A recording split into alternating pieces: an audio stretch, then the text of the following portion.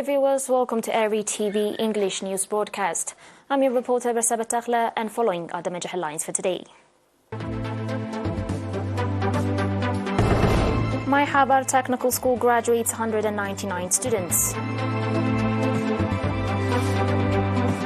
Monetary support to families of martyrs.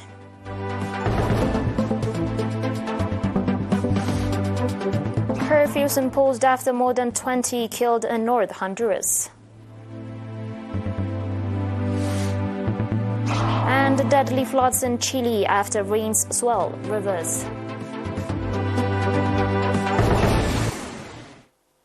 On your local reports, My Habar Technical School graduated 199 students, including 61 females, on 25 June in certificate program.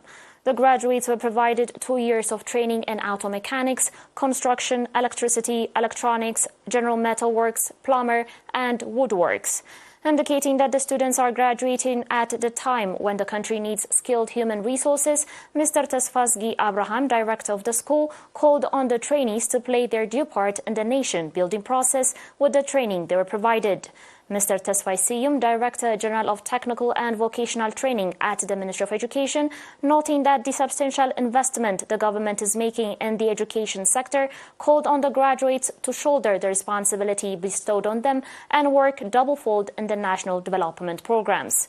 The graduates, on their part, expressed readiness to live up to the expectations of the people and government that provided them the educational opportunity.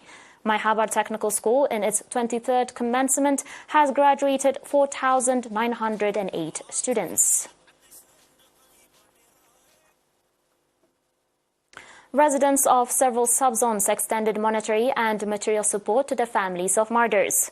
Accordingly, residents of 8 administrative areas in Habero subzone, Ansaba region, extended 136,000 nafa, 62 quintals of crops, and 5 quintals of sugar in support of families of martyrs, and they cultivated the lands of over 273 families of martyrs in their areas. Residents of 5 administrative areas in Karen City also contributed about 134,000 nafa in support of the families of martyrs. In the same vein, 60,000 nafa contributed by the residents of Tsetara subzone central region were distributed to 30 families of martyrs, while 56,000 nafa contributed by government employees in Sanafa subzone were distributed to disadvantaged families of martyrs. Likewise, 36,000 nafa contributed by government workers' organization in Gel Alo subzone were distributed to 6 families of martyrs.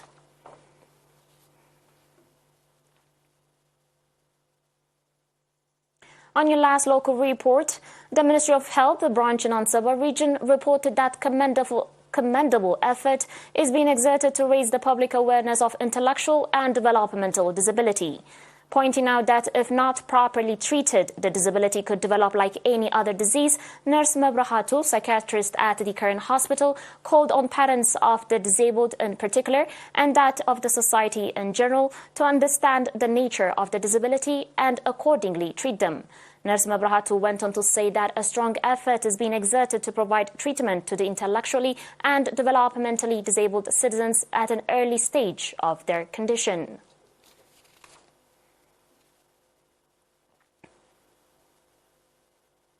Dear viewers, do stay with us for your international reports after the short break.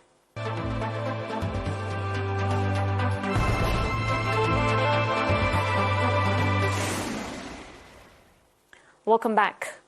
The Honduran government announced curfews on Sunday in the 2 northern cities after more than 20 people were killed overnight in separate attacks amid escalating violence in the country.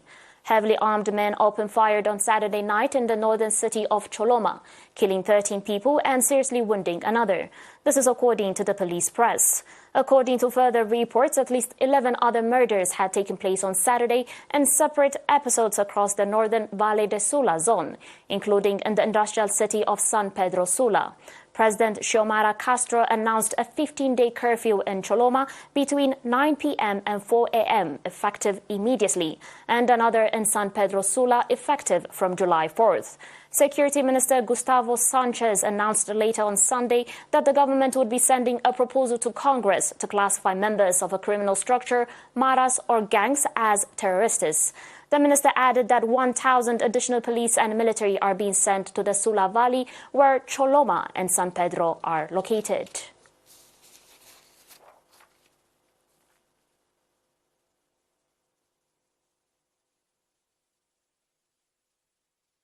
On your final report, at least 2 people are dead and 3 others missing after days of heavy rainfall swelled Chile's rivers, causing widespread floods. The deluge blocked roads and prompted an evacuation in the center of the country amid what has been described as the worst weather front in a decade. President Gabriel Boric visited the region over the weekend with local authorities. At least 419 people were left homeless and more than 1,000 evacuated to safe places due to the disaster. According to further reports, various parts of the port city of Valparaiso were also affected by the floods. Interior Minister Carolina Toja announced that a state of disaster has been declared in Valparaiso and Biobío. Authorities also warned residents to be careful, saying that the heavy rains and risks of flooding will continue for a while.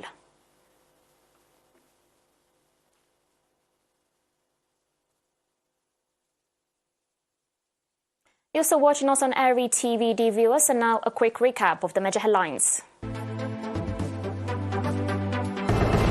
My Harvard Technical School graduates 199 students. Monetary support to families of martyrs.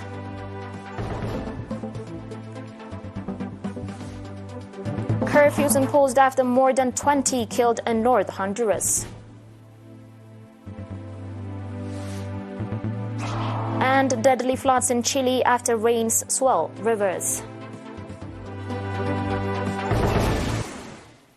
Dear viewers, that was it for today. Thanks for watching and enjoy the remaining of our programs.